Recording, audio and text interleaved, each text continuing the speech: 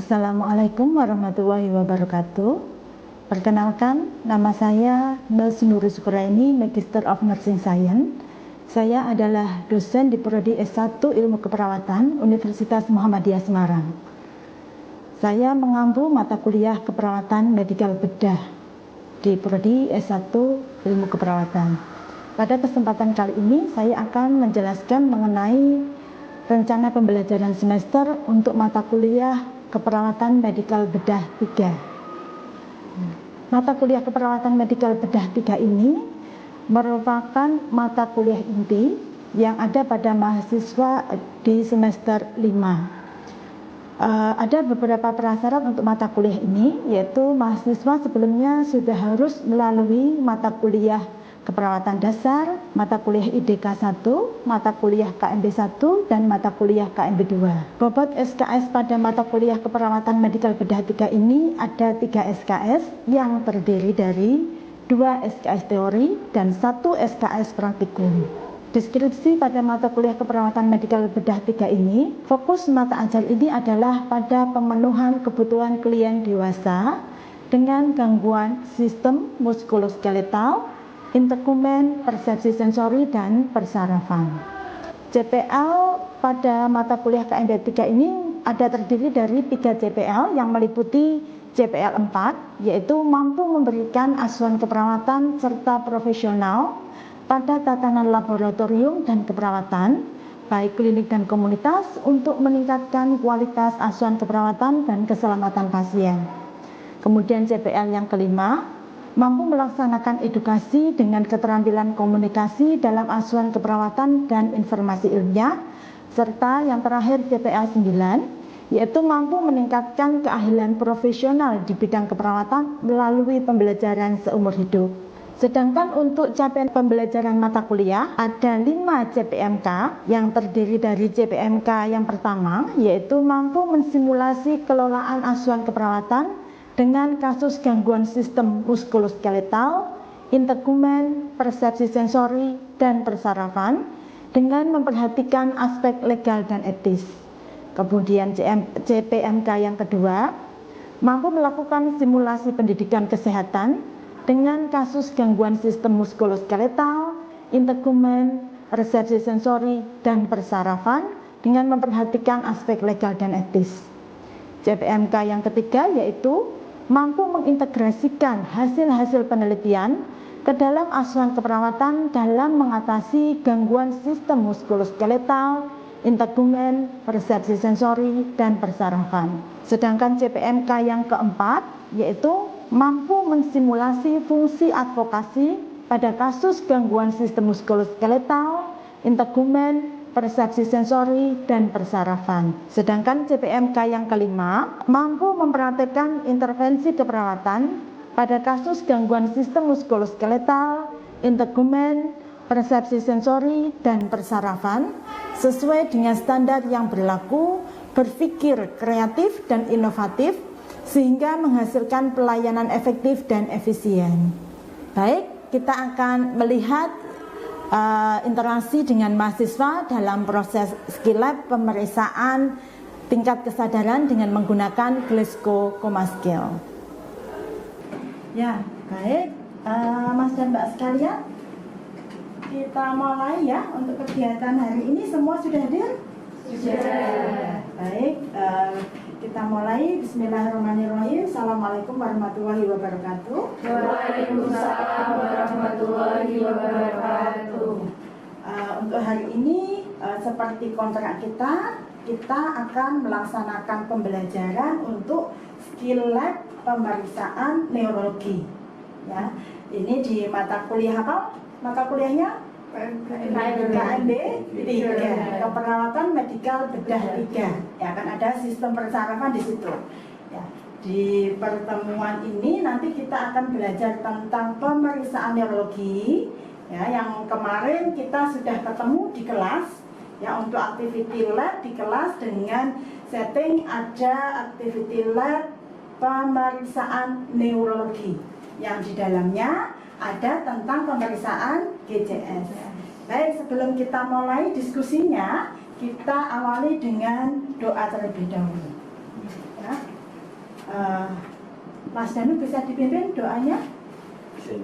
Baik teman-teman, sebelum memulai kegiatan skill pada pagi ini, alangkah baiknya kita berdoa terlebih dahulu agar diberi rahmat dan barokah dan kelancaran. Dan berdoa saya ingin berdoa mulai. Baik, Mas dan Mbak sekalian, untuk hari ini topik kita adalah pemeriksaan GCS. Nanti settingnya kita diskusi dulu ini di ruang sini, habis itu kita ke sebelah ya untuk melakukan pemeriksaan langsung ke pasiennya. Ya, kan kalian sudah siap ini menggunakan jasa lab semuanya ya sesuai dengan ketentuannya untuk pembelajaran skill lab. Kita mulai tentang GCS ya. Kemarin saya sudah menyampaikan di kelas, di dalam kelas besar tentang GCS. Masih ingat apa itu GCS singkatannya? Glasgow Oke, baik. Glasgow Coma Scale. Glasgow Coma Scale ini dipakai untuk mengukur tingkat kesadaran ya, tingkat kesadaran seseorang. Baik, di dalam komponen GCS ada berapa komponen? Masih ingat? Ya, betul sekali ya, ada 3 komponen. Apa saja 3 komponen itu?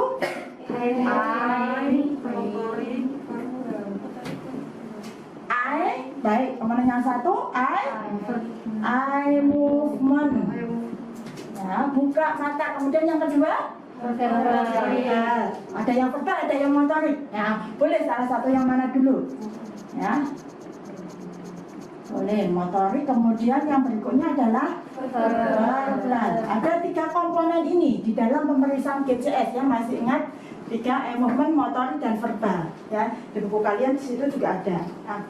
Nah, kemudian kita review kembali kaitannya dengan nilai atau skor di dalam pemeriksaan atau pengukuran GCS.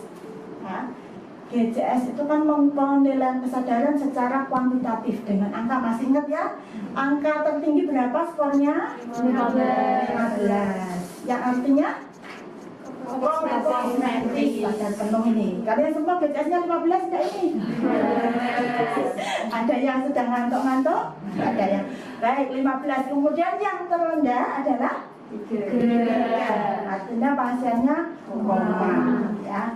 Baik, dari nilai yang tertinggi tadi 15 itu adalah jumlah dari ketiga komponen ini ya. Masih ingat kalau untuk buka mata berapa? 4 ya, buka mata skornya 4. Yang 1 sampai 4, motorik 5.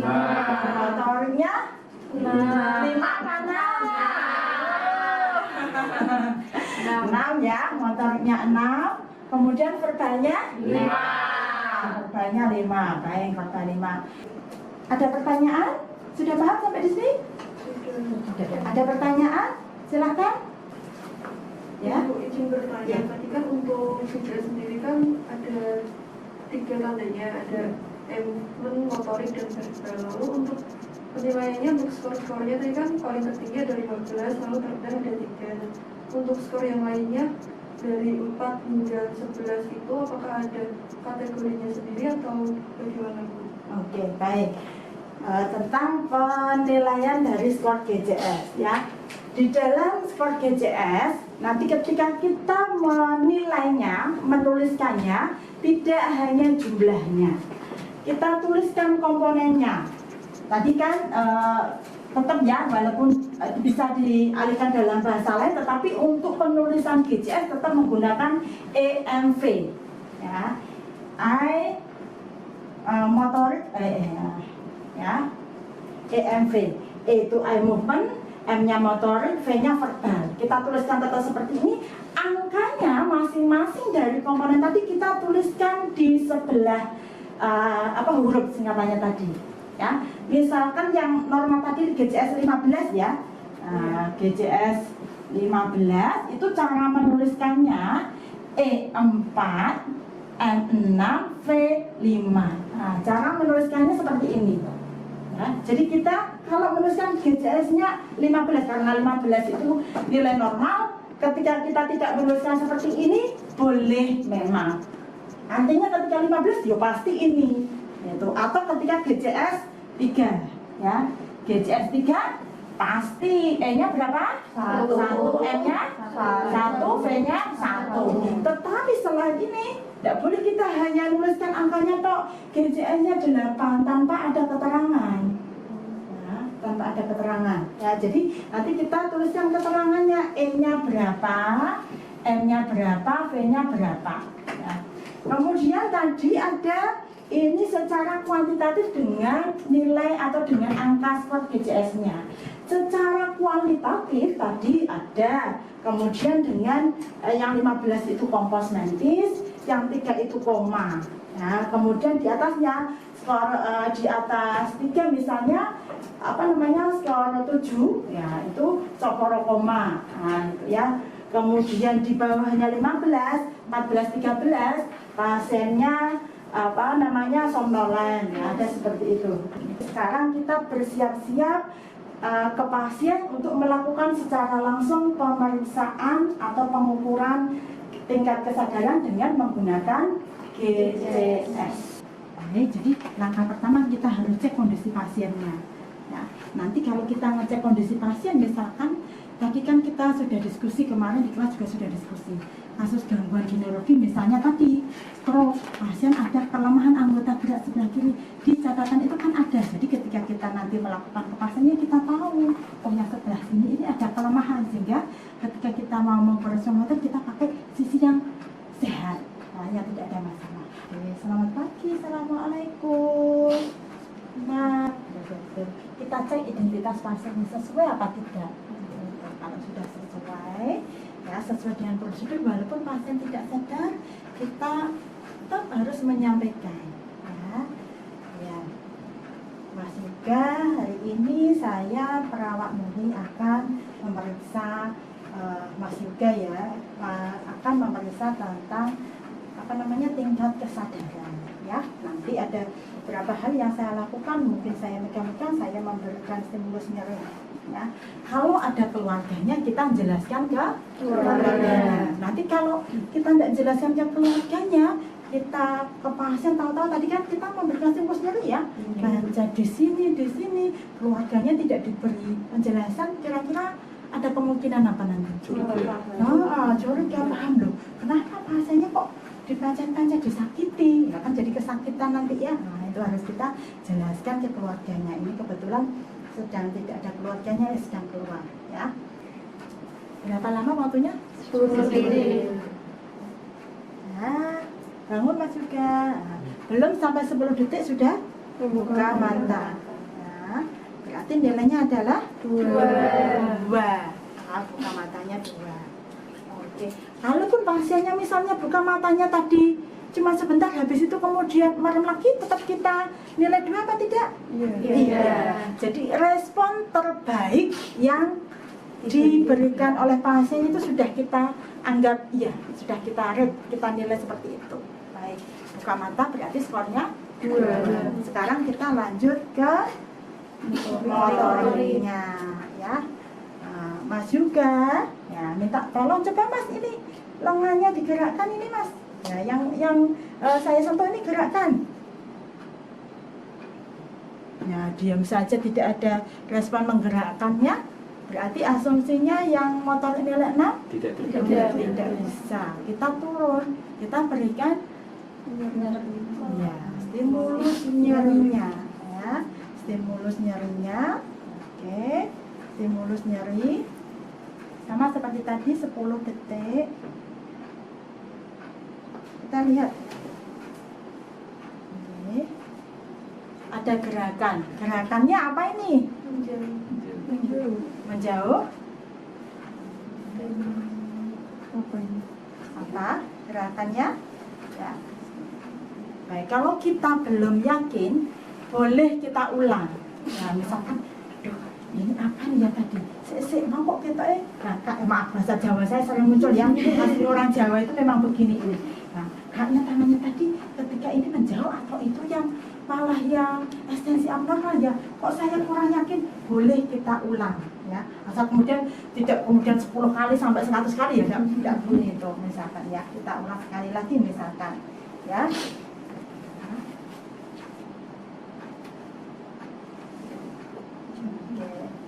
gerakannya apa ini?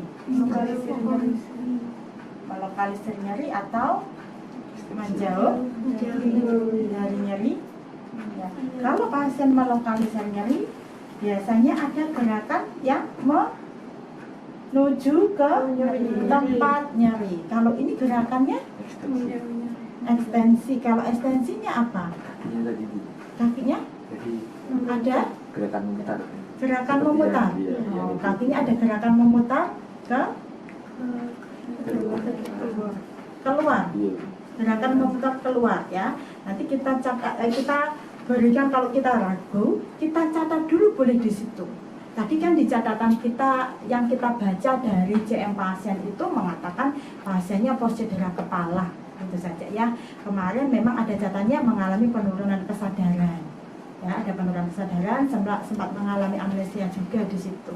Ya, kan bisa kemudian ada kondisi-kondisi pasien yang kemudian berkembang. Nah, itu menjadi catatannya ya.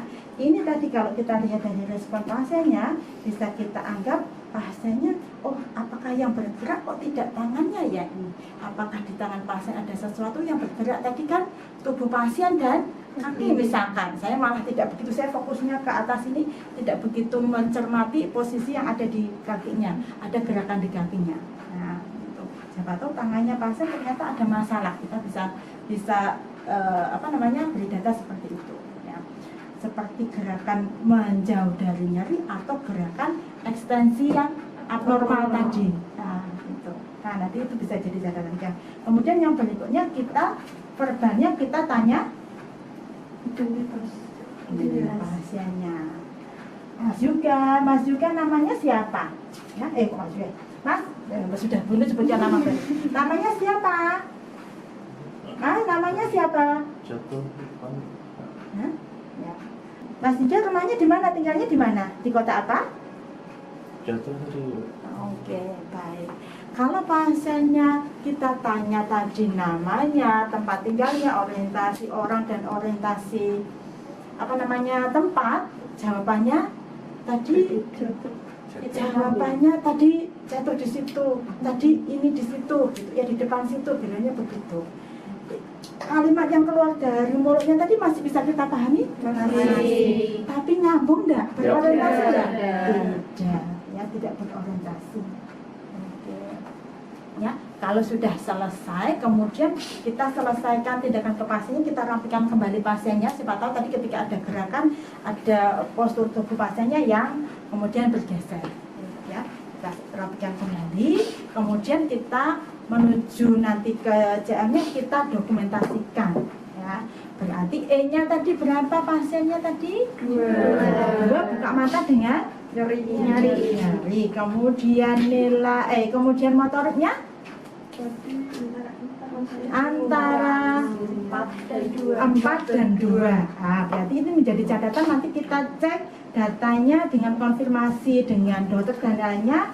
Apakah dari pemeriksaan diagnostiknya ada sesuatu yang indikasi pada pasiennya. Kemudian verbalnya 4 ya, pasien masih mampu menjawab dengan kalimat, tapi kalimatnya membingungkan, tidak berorientasi. Ada yang mau ditanyakan? Mungkin kan tadi yang seperti Ibu ajarkan kan yang gerakan movement nilai ketiga itu kan memutar, Bu. Kenapa tadi yang pasien waktu memutar kaki kok enggak masuk indikasi? Gitu. Baik ya. Jadi untuk gerakan atau respon motorik yang ekstensi ataupun fleksi abnormal ya, secara umum ya, yang akan terjadi pada tubuh manusia, gerakan fleksi maupun ekstensi abnormal kaitannya dengan respon motorik itu secara umum terjadinya pada daerah ekstremitas atas ya, ekstremitas atas ya. Bisa terjadi pada kaki, tetapi ketika di kaki itu biasanya dari awal posisi pasiennya itu sudah mengarah ke situ. Ingat posisi pasien-pasien dengan gangguan neurologis, misalkan pasien dengan kondisi meningitis dan sebagainya, ketika dia mengalami penurunan kesadaran, kemudian kaitannya dengan refleks abnormalnya, pasien lebih senang dalam posisi seperti fetus. Kan fetus posisinya kayak apa? Ringkuk, tangannya juga nempel ke tubuhnya, kakinya nekuk juga. Posisi fetus ketika dia ada gerakan dia akan seperti fleksi abnormal itu. Baik, kalau cukup sekarang saatnya kalian semuanya wajib untuk mencoba satu persatu kondisi memeriksa tingkat kesadaran pasiennya. Siapa dulu yang mau maju? Oke, baik, siap. Assalamualaikum, selamat pagi Mas. Sebelumnya, perkenalkan, saya Perawat Sofi yang berjaga pada pagi hari ini mulai pukul 7 hingga 2 siang nanti. Untuk sebelumnya, bisa saya cek ke identitasnya, apakah sesuai dengan yang ada di rekam medik atau bukan. Baik, sesuai dengan Mas Yuga dan umur 20 tahun ya Mas. Untuk tujuan saya ke sini adalah untuk memeriksa tingkat kesadaran Mas Yuga. Ini untuk kedepannya nanti saya akan melakukan beberapa tindakan. Mungkin nanti saya akan memegang badan Mas Yuga, atau saya akan memberikan perintah kepada Mas Yuga nanti minta tolong untuk kerjasama yang ke depan ya Mas. Baik, ini langsung saja. Yang pertama saya akan mengecek movement dari Mas Yuga. Apakah Mas Yuga bisa membuka matanya Mas? Baik, karena Mas Yuga tidak bisa membuka mata sesuai perintah, maka saya akan melakukan rangsang nyeri ya Mas. Permisi sebelumnya.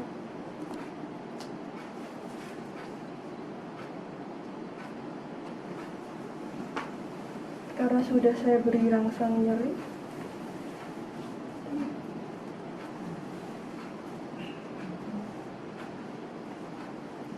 ini sudah 10 detik, berarti untuk movementnya 1 ya Bu, karena tidak ada respon. Lalu selanjutnya di motorik, Mas juga bisa melakukan pergerakan di sebelah sini Mas, tangannya diangkat atau digerakkan saja Mas.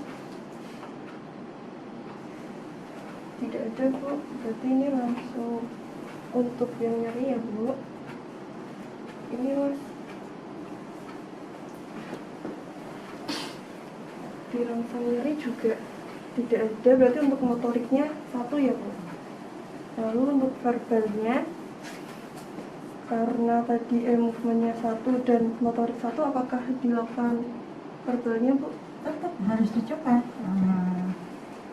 Mas juga bisa menyebutkan tanggal lahirnya Mas. Mas, kalau tidak ada respon berarti 1 Bu.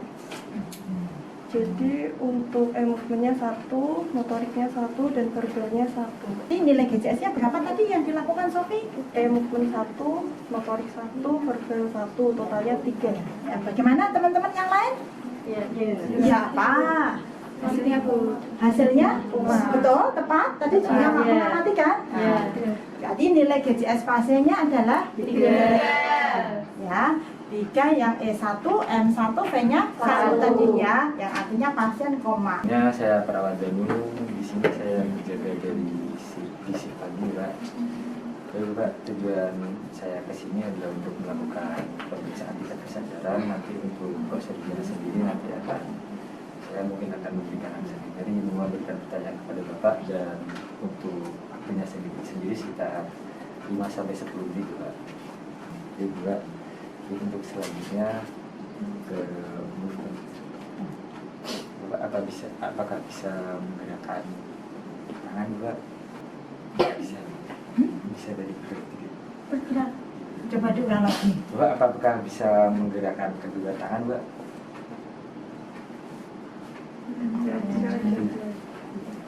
Langsung ke laksana. Izin memberikan laksana lagi Bapak. Apa? Oke, nanti. Ya, lanjutkan dulu. Enggak ada bingung nanti Danu. Ya, lanjut. Bapak Namanya sebutnya, ngamati ya? bisa sebutkan namanya Bapak? Bisa menyebutkan yang lagi Pak? Bisa dulu. Jawaban. Siap. tapi Baik, sekarang kemudian berarti nilai GCS-nya berapa nu? Saya dulu ya nggak tanya. Nanti teman-temannya. tapi kan bisa buka mata Nah, buka mata dengan pasangan berarti nilainya dua. 2. Oke. Kemudian motoriknya tadi motoriknya setelah diberi rangsangan bisa menggerakkannya bagaimana? menuju ke arah nyari. Berarti nilainya berapa? lima. Nilainya berapa? 5. Menuju ke arah nyeri. Oke. 5 ya? Teman-teman bagaimana? Sepakat setuju? Ya, betul. Nilainya adalah 5. Kan total yang tertinggi motor itu kan 6. Ya, 5. Baik, terus verbalnya? Verbalnya tadi bisa menjawab pertanyaan, tapi jawabannya tuh nggak jelas. Bisa dipahami nggak? Tidak. Berarti nilainya berapa? 2. Oke. Berarti itu nanti dokumentasinya E 2 F 5 P 2. Oke, baik. Cukup ya? Ganti. Bisa ya? Bisa.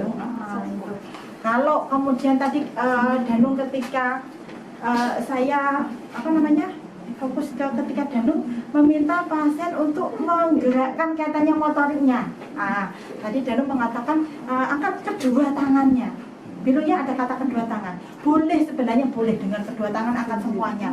Tapi maksudnya kita lihat konteks kondisi pasien juga. Tidak usah keduanya, salah satu aja cukup, sambil kalau tadi saya mencontohkan supaya pasien itu lebih tahu. Pak, coba Pak gerakan tangan sambil kita tunjukkan. Gerakan Pak tangannya yang ini dengan sentuhan kita touch-nya tadi ya, pasien bisa merasakan bahwa yang diminta disuruh digerakkan itu daerah yang situ. Itu tuh akan lebih baik lagi nanti. Mas dan Mbak sekalian, Masnya cuma satu. Dan sekalian tadi kita sudah belajar tentang pengukuran GCS. Tadi sudah ada yang bertanya, memang untuk pemeriksaan GCS atau hasil pengukuran GCS itu biasanya skor antara satu komponen dengan komponen yang lainnya, movement, motorik, dan verbal itu terpautnya tidak terlalu jauh secara konsep. Saya ingatkan bahwa hari ini kan kita sudah skill lab, semuanya tadi sudah coba satu persatu dengan diawali kita diskusi di ruang sebelah tadi ya. Kemudian setelah ini sesuai dengan ketentuannya yang sudah dibunyikan di RPS KMB 2, apa yang harus kalian lakukan? Oke, skill lab mandiri ya, untuk keterampilan atau prosedur pengukuran GCS. Kemudian ada kesempatan di waktu yang lain kalian kontrak untuk skill lab mandiri. Walaupun tadi sudah nyoba satu persatu, tetapi perlu yang namanya keterampilan itu perlu untuk diasah biar terampil. Kalian lanjutkan dengan kegiatan skill lab mandiri sampai betul-betul bisa. Nanti untuk pasiennya bisa bergantian dengan temannya ya, membuat skenario seperti ini gitu ya. Di akhir semester untuk keterampilan kan juga ada evaluasinya ya, dengan metode OSC ya, metode OSC untuk prosedur ya. Di KMB 3 kan ada beberapa, termasuk nanti pengukuran GCS juga bisa keluar untuk penilaiannya. Sehingga seperti tadi yang saya sampaikan, untuk skill mandiri betul-betul kalian berlatih supaya besok ketika ujian praktek OSCA kalian bisa mendapatkan nilai yang maksimal ya. Baik, kita akhiri pertemuan kita. Sebelumnya tadi kita mengawalinya dengan berdoa, kita akhiri dengan berdoa. Dipimpin berdoanya Mas. Kita akhiri, terima kasih. Assalamualaikum warahmatullahi wabarakatuh. Waalaikumsalam warahmatullahi wabarakatuh.